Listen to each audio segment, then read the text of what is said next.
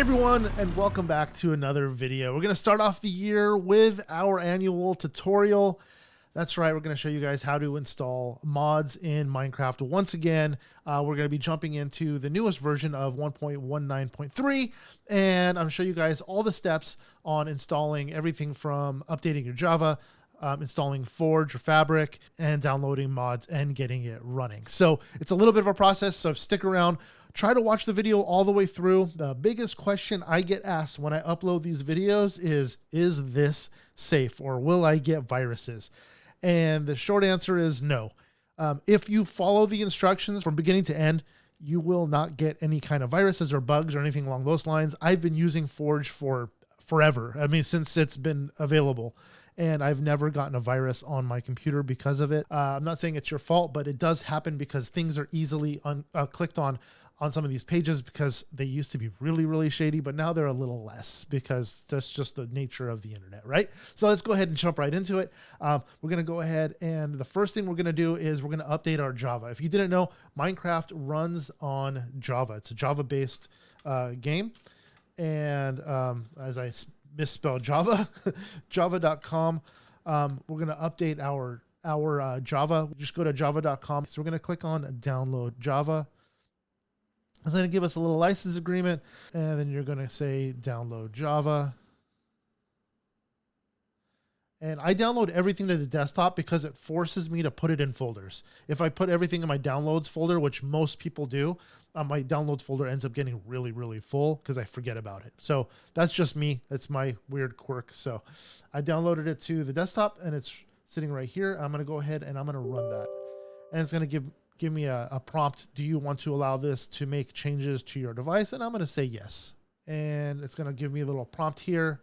Update license term, change destination folder. No, I'm going to leave it to the standard one, and I'm going to say install, and it's going to run through the little installation process, and it may give me a couple more prompts at the end.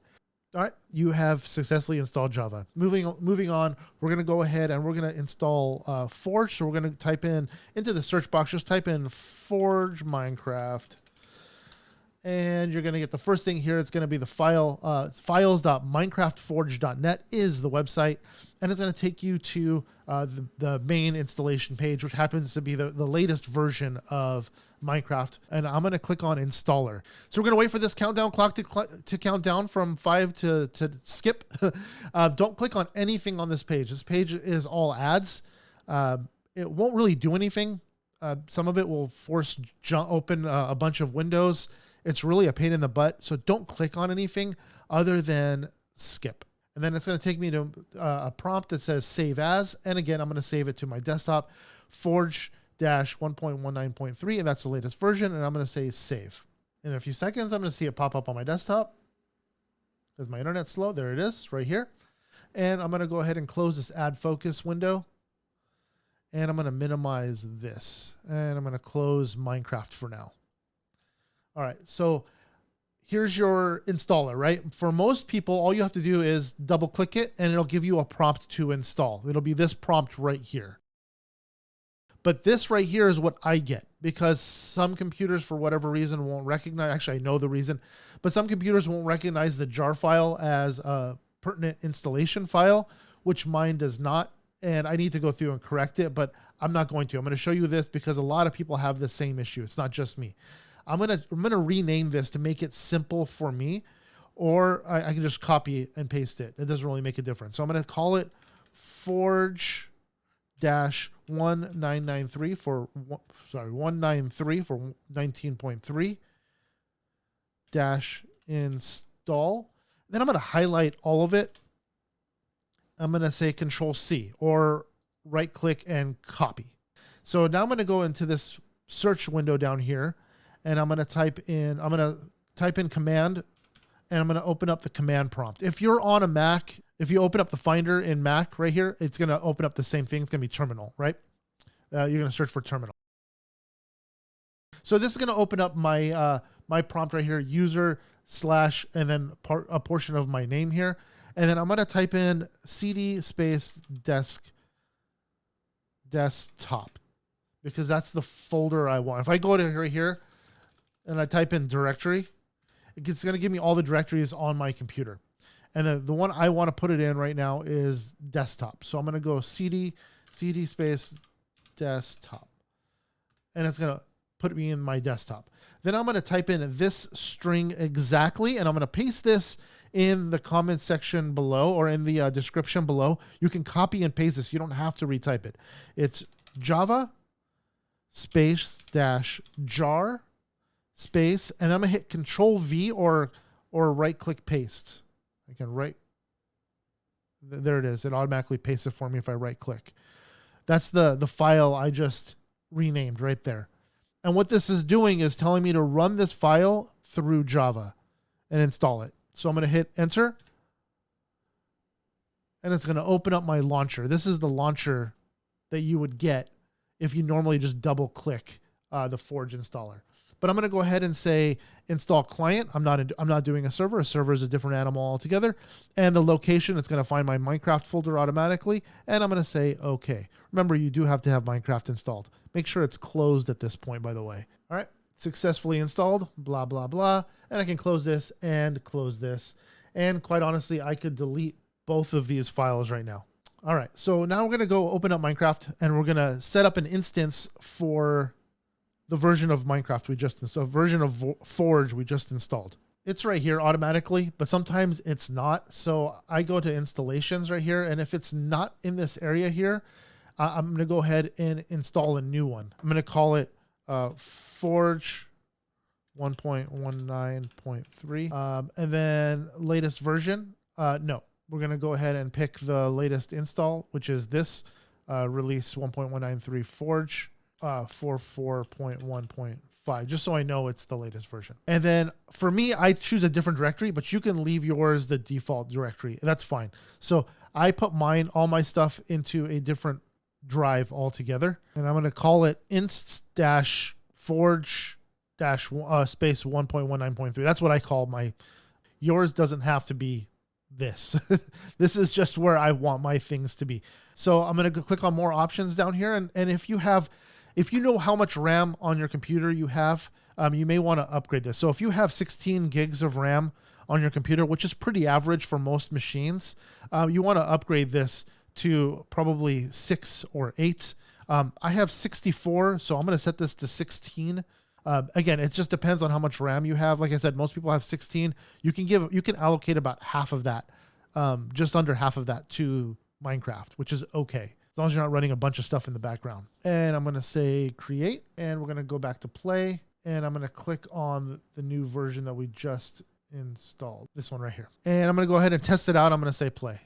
And it's going to give me this warning. You're about to play Minecraft in addition, blah, blah, blah. And I'm going to say, okay, play. And it works right here. I have a bunch of mods already installed, so that's going to give me a little bit of a heads up, but I'm going to go ahead and install mods. Now we're going to go ahead and shut this off, and we're going to go ahead and open up our browser, and we're going to go to curseforge.com.